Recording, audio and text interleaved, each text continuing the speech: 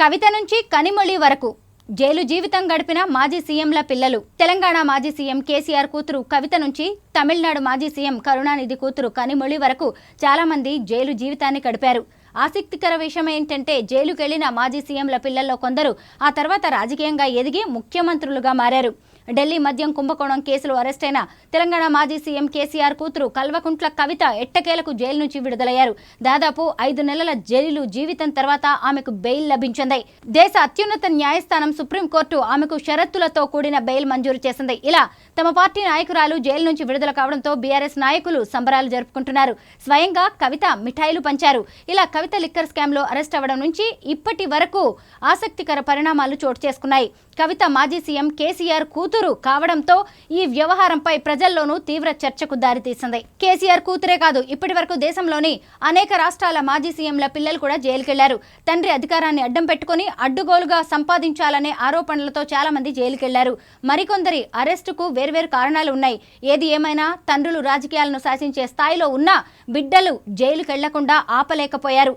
ఇలా ఇప్పటి వరకు జైలుకెళ్లిన మాజీ సీఎంల పిల్లలెవరో చూద్దాం. తెలంగాణ రాష్ట్ర తొలి ముఖ్యమంత్రి కేసీఆర్ కూతురుగా రాజకీయ రంగ ప్రవేశం చేశారు కల్వకుంట్ల కవిత. ఆమె నిజామాబాద్ మాజీ ఎంపీగా, ప్రస్తుతం బీఆర్ఎస్ ఎమ్మెల్సీ. తండ్రి ముఖ్యమంత్రిగా ఉన్న 10 ఏళ్ల పాటు కవిత భారీగా సంపాదించారని, లెక్కలేనన్ని ఆస్తులు కూడబెట్టారనే ఆరోపణలు ఉన్నాయి. ఈ క్రమంలోనే ఢిల్లీ లిక్కర్ స్కామ్లో ఆమె పాత్ర బయటపడింది.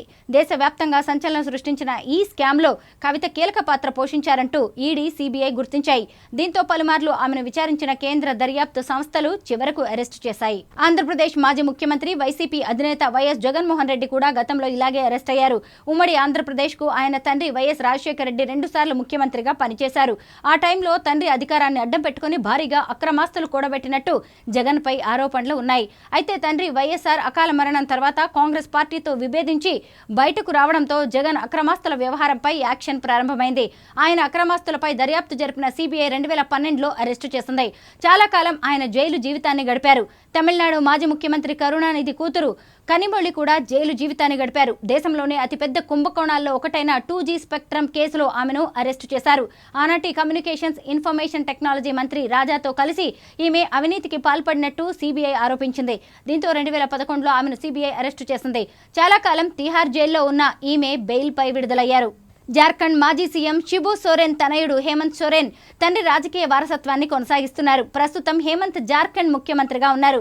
అయితే భూ ఒప్పందాలకు సంబంధించిన మనీ లాండరింగ్ కేసులో ఆయనను ఈడీ 2014 జనవరి 20న అరెస్టు చేసింది. దీంతో ఆయన ముఖ్యమంత్రి పదవికి రాజీనామా చేశారు. 5 నెలల తర్వాత బెయిల్పై బయటకు వచ్చిన ఆయన తిరిగి ముఖ్యమంత్రిగా బాధ్యతలు చేపట్టారు.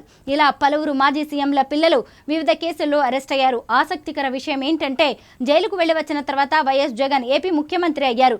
జార్ఖండ్ సీఎం అయ్యాక హేమంత్ సోరెన్ జైలుకు వెళ్లారు. ముఖ్యమంత్రిగా ఉండగా అరవింద్ కేజ్రీవాల్ జైలుకు వెళ్లారు. మాజీ సీఎంలు చంద్రబాబు నాయుడు, జయలలిత, ప్రస్తుతం తెలంగాణ సీఎం రేవంత్ రెడ్డి కూడా జైలు జీవితాన్ని గడిపారు.